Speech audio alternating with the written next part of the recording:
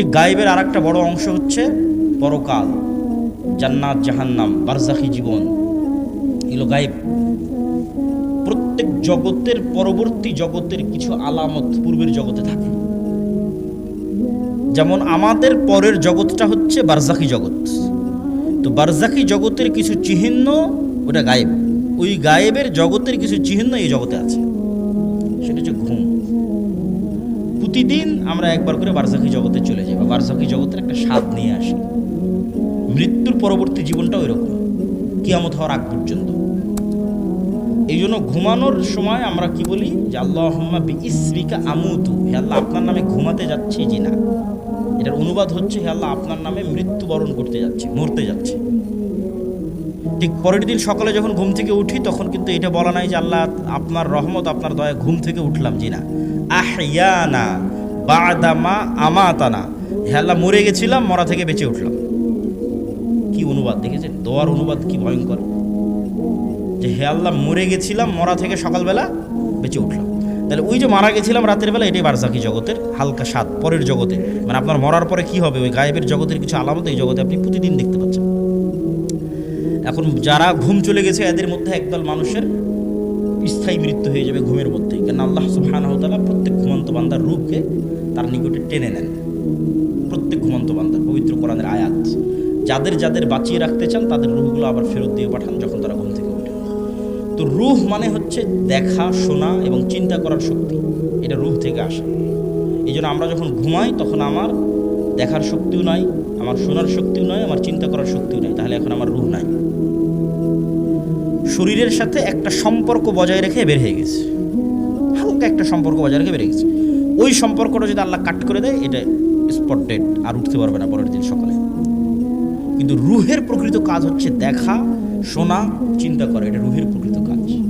ঘুমের সময় যখন এই কাজগুলো অফ হয়ে যায় তখন রুহ বের হয়ে যায়। ঠিক এবার বারজাখী জগতে যখন আপনি চলে গেছেন তখন পরের জগতের কিছু আলামত আপনি কবরের জগতে পাবেন।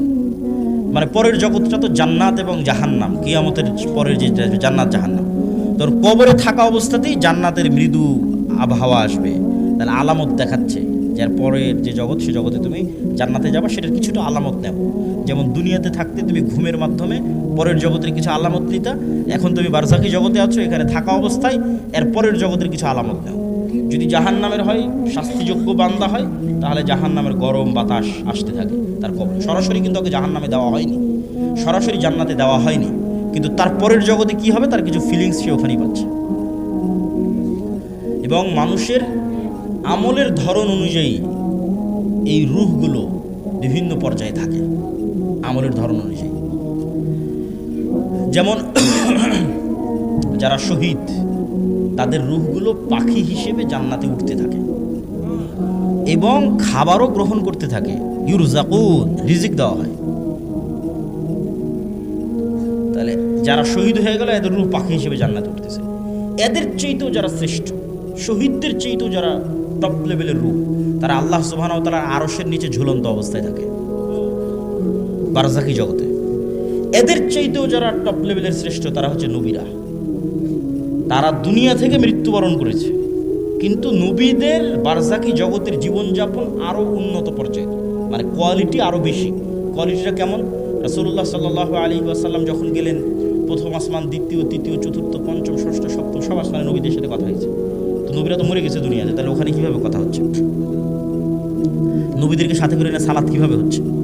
তথা নবীদের বারজাখী জগতের যে জীবন, সেটা বারজাখী জগতে আর যত রূহ আছে তাদের চেয়ে টপ কোয়ালিটির জীবন, যেখানে ইবাদত করাও সম্ভব, যেখানে কথা বলাও সম্ভব।